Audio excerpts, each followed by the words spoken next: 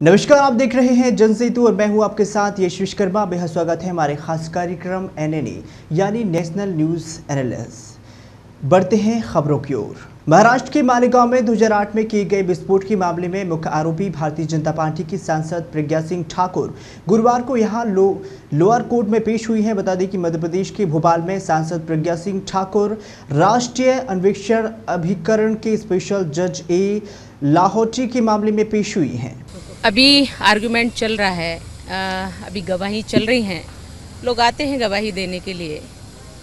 मैं मुंबई आई हूँ तो मैं कोर्ट भी आई हूँ। मैं मुंबई अपने कुछ काम से आई थी और इसलिए कोर्ट में अभी कार्यवाही चलती है, तो ये मेरा नैतिक कर्तव्य बनता है कि मैं कोर्ट में आऊँ।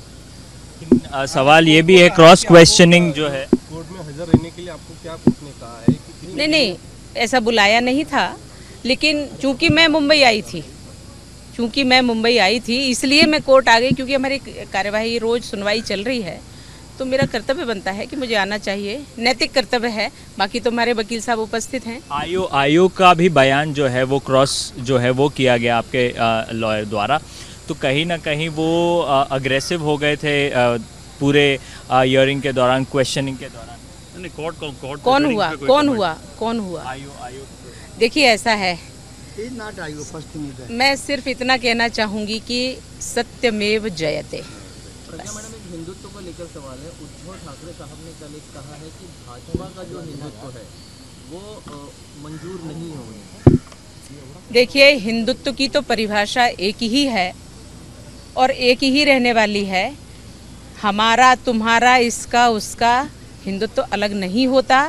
हिंदुत्व सनातन है और वह एक ही है। भरतपुर में दो पक्षों के बीच जमकर विवाद हो गया है और फायरिंग की खबर भी लगातार सामने आ रही है। बता दें कि ऑनलाइन फ्रॉड के मामले को लेकर दो पक्षों के बीच विवाद हुआ है और एक युवक को बंधक बना लिया गया है, जिसके बाद ही यह पूरी घटना हुई है। आइए आप भी देखिए यह वीडियो।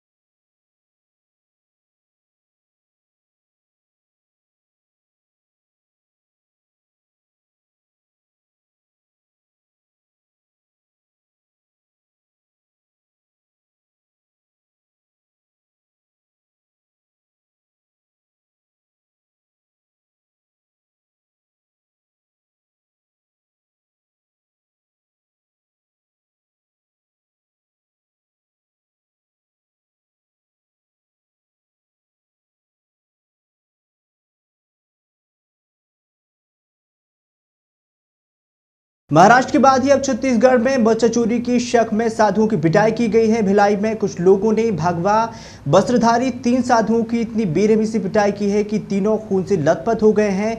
बताया जा रहा है कि तीनों साधु रास्ता भटक कर बस्ती में आ पहुंचे थे और सूचना मिलने पर पुलिस ने किसी तरह साधुओं को वहां से बचाकर निकाला है। इस मामले की भिलाई 3 पुलिस ने अज्ञात लोगों के खिलाफ एफआईआर दर्ज की है। जानकारी के मुताबिक दुर्ग जिले के भिलाई 3 क्षेत्र के पंडितों को चरौदा बस्ती में 3 साधु पहुंच गए हैं और भगवा वस्त्र में साधुओं को देख बस्ती के कुछ युवकों ने उन्हें रोक लिया और बच्चा चोरी बताते हुए पिटाई शुरू कर दी। बता दें कि युवकों ने साधुओं को ऑटो से बाहर खींचने की प्रयास भी किया है और पीटते रहे। इसके चलते ही साधु लहूलुहान हो गए और सूचना मिलने पर पुलिस भी पहुंची है और उन्हें किसी तरह से बचाया गया है। घटना बुधवार सुबह करीब 11-12 बजे की बताई जा रही है। पिटाई के चलते ही साधुओं का सिर फट गया है, उनके चेहरे, हाथ और पैर में चोट आई है। पुलिस ने साधुओं के साथ हुई इस वारदात को दबा दिया था, लेकिन अगले दिन गुरुवार को पिटाई का वीडियो जमकर सोशल मीडिया पर वायरल हुआ, जिसके बाद ही जिले में हड़कंप मच गया। बताया जा रहा है कि मामला दर्ज नहीं करने पर एसपी डॉक्टर अभिषेक पल्लव ने थाना प्रभारी को फटकार भी लगाई है। बताया जा रहा है कि तीनों साधुओं का नाम राजवीर सिंह, अमन सिंह और श्याम सिंह बताया जा रहा है। तीनों रेलवे क्षेत्र चरौद में काफी समय से किराए के मकान में रह रहे थे और बता दें कि भीख मांगकर जीवन यापन करते थे। बताया जा रहा है कि कुछ लोग दशहरा पार्टी कर रहे थे। उन्होंने साधुओं को जाता देख बच्चा चोर कहकर रोक लिया और शराब के नशे में पीटने लगी। धीरे धीरे भीड़ जुट गई और सभी उनकी पिटाई में शामिल हो गए। इसके बाद ही दुर्ग एसपी डॉक्टर अभिषेक पल्लव ने कहा है कि बच्चा चोर होने की सिर्फ अफवाह थी, इस पर ध्यान न दें। उन्होंने बताया है कि साधु की पिटाई बच्चा चोरी की शक में बस्ती वालों ने की है। अज्ञात के खिलाफ ही मामला दर्ज कर लिया गया है। अब वीडियो से पहचान करने का प्रयास किया जा रहा है कि इसके लिए पूछताछ जारी है और आरोपी को जल्द गिरफ्तार किया जाएगा। बता दें कि डॉक्टर पल्लव ने बताया है कि साधु बीच में 3 लोग बुधवार को घूम रहे थे। तीनों लोगों के पास कोई आईडी नहीं मिली है। हालांकि वह खुद राजस्थान के अलवर के रहने वाले बता रहे हैं और अस्पताल में उपचार कराने के बाद ही उनसे पूछताछ की जा रही है। उन्होंने लोगों से अपील की है कि अफवाह पर ध्यान न दें। अगर किसी पर संदेह होता है तो उसे पकड़कर पुलिस को सौंपे, खुद भी मारपीट ना करें। ये चरौद भिलाई दुर्ग जिले के चरौदा में एक घटना सामने आई है। 3 साधुओं को बेरहमी से पीटा गया है। अभी ये जानकारी प्राप्त हुई है कि 3 साधुओं को मारपीट किया गया है। कोई कह रहे हैं बच्चा चोर या और किसी माध्यम से, तो इसकी जानकारी एकत्रित की जा रही है। पुलिस विभाग हमारे वहाँ जांच कर रहे हैं। जांच करने के बाद जो तथ्य सामने आएंगे उसके अनुसार सख्त से सख्त कार्रवाई की जाएगी, किसी को बख्शा नहीं जाएगा। समाजवादी पार्टी के संरक्षक मुलायम सिंह यादव की हालत लगातार नाजुक बनी हुई है। देश भर में एसपी के कार्यकर्ता मुलायम सिंह को दिखाने के लिए गुरुग्राम पहुंच रहे हैं। वहीं दूसरी ओर अखिलेश यादव अपने परिवार के साथ ही मेदांता अस्पताल पहुंचे हैं और मुलायम की खराब सेहत को देखते हुए तमाम एसपी कार्यकर्ताओं ने उन्हें अंगदान करने की सिफारिश दी है। बता दें कि जिससे कि सपा संरक्षण का जीवन बचाया जा सके और देश के कई हिस्से में एसपी संरक्षक मुलायम सिंह को देखने के लिए लोग पहुंच रहे हैं। हाल ही में कुछ समर्थकों का एक वीडियो भी सामने आया है जिसमें ये लोग रोते हुए नजर आ रहे हैं। बता दें कि मेदांता में रोते समर्थकों को बचाने समझने और खुद अखिलेश यादव पहुंचे हैं और कार्यकर्ता को ढांढस भी बधाया है।